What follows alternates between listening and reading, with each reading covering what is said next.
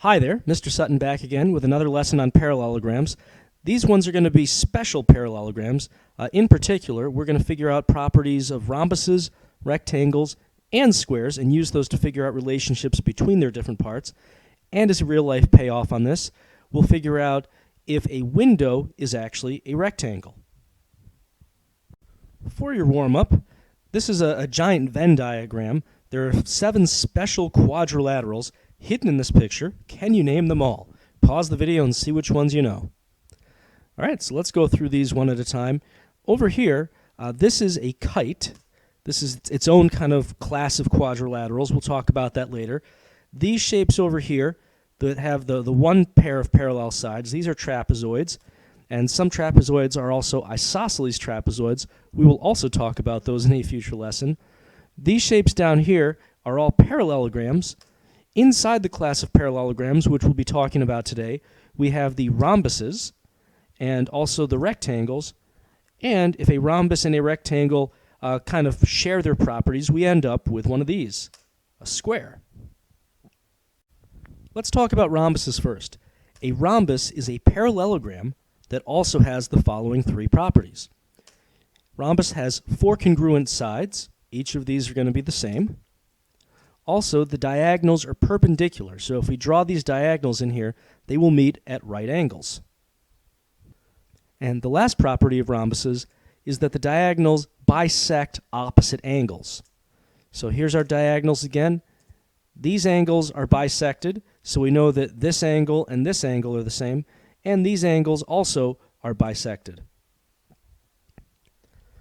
And lest we forget, because a rhombus is a parallelogram, rhombuses also have all the properties of parallelograms. Opposite sides are parallel and congruent. Opposite angles are congruent. Diagonals bisect each other.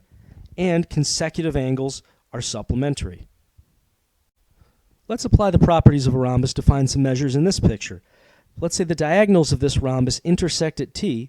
Given that RPS is 30 degrees and RT is 6, we want to know the following 3 things. Pause the video and see if you can figure these out. All right, let's start with the measure of angle QPR. So we have to find it first. QPR, for reading the angle, that's this angle here. Now, the relevant property is that rhombus diagonals bisect the angles.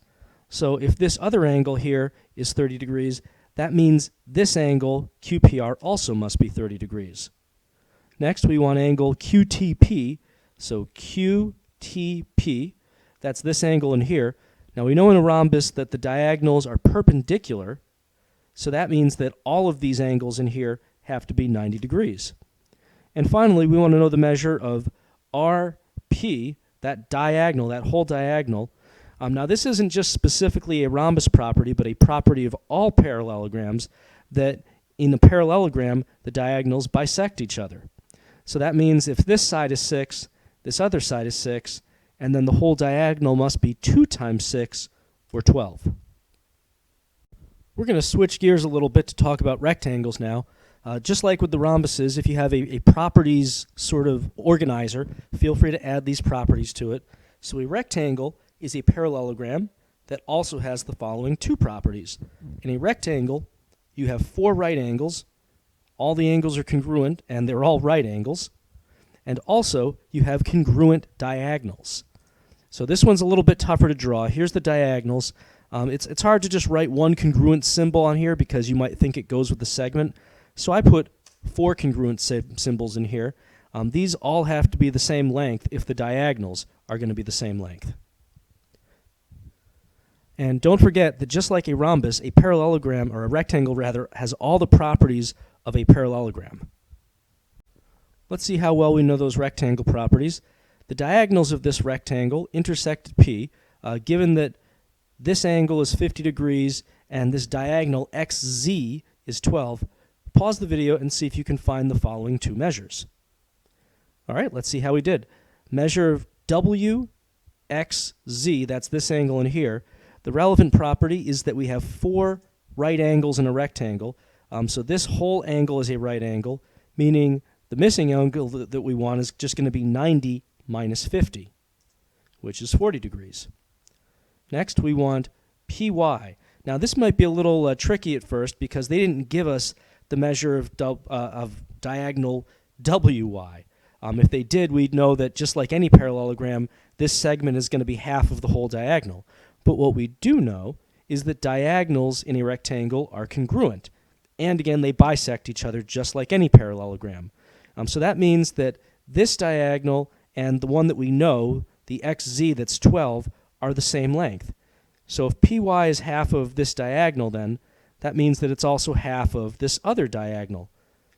So half of 12 is just going to be 6.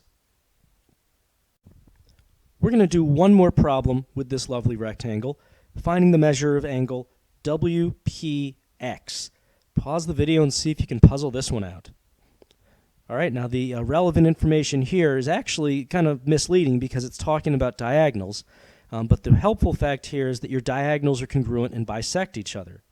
What this means, since we have congruent and bisecting, these two sides are going to be the same, so are these two sides. All of these sides are going to be the same. What this is doing is it is creating 4 isosceles triangles. And we know in isosceles triangles, the base angles are going to be the same. So how does this help us? Well, we found out in an earlier part of this problem that WXZ was 40 degrees. That means that XWY also has to be 40 degrees because these are across from congruent sides in an isosceles triangle. Well, that means that WPX is just going to be what's left over when you add these two 40-degree angles and then subtract all that from 180. So 180 minus 80 is going to give us 100 degrees. It's time to look at one more special parallelogram, the square. Now, I know what you're thinking, Mr. Sutton, you've already thrown 5 new properties at me today. How can I possibly memorize more? Well, here's the good news. A square is a parallelogram that is both a rectangle and a rhombus. It has the 5 parallelogram properties, but it also has the 3 rhombus properties that you just learned and the 2 rectangle properties that you just learned. So in going over a square, we're really just reviewing the 3 different shapes that we've already seen. So let's go through those properties again. For the parallelogram, remember we had opposite sides parallel, opposite sides congruent, opposite angles congruent, consecutive angles supplementary, and we have diagonals that bisect each other. For the rhombus, we had all sides congruent, diagonals that are perpendicular, and diagonals that bisect the angles. And for the rectangle, we had 4 right angles and also diagonals that were congruent. So a square has all 10 of these lovely properties. Just to get the hang of our square properties, take a look at this square where the diagonals intersect at H. So we want to know the measure of angle DHG and HDG. Pause the video and see if you can find those. So DHG, that's one of these perpendicular angles here, because we know that like in a square like a rhombus, our diagonals are perpendicular. So this is just going to be 90 degrees. Let's see, where's H? HDG, that's this angle up here. This relies on 2 things.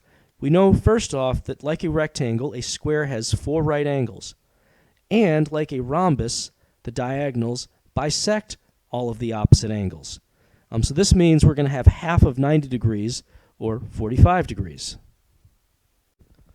We're going to wrap this lesson up with a real-life example. Let's say you're building a frame for a window over here, and it's going to be installed in the opening shown in this diagram. The opening has to be a rectangle in order for this window to actually fit.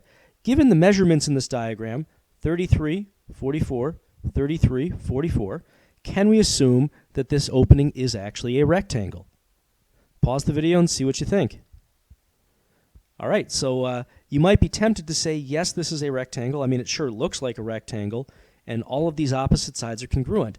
However, if you remember your properties of rectangles, opposite sides congruent is not a special rectangle property. That's just any parallelogram. In order to prove that this is also a rectangle and not just a parallelogram, we also need right angles or congruent diagonals. Those are our 2 rectangle properties. So let's say you go ahead and measure the diagonals and find them to be 54.8 and 55.3 inches. Now is this going to be a rectangle? What do you think? Nope. Since we don't have congruent diagonals, this is not a rectangle. It's just a normal parallelogram. So that's it for special parallelograms. Now that you're ready to go build your own house, I'll be leaving you. Until next time, this is Mr. Sutton signing off.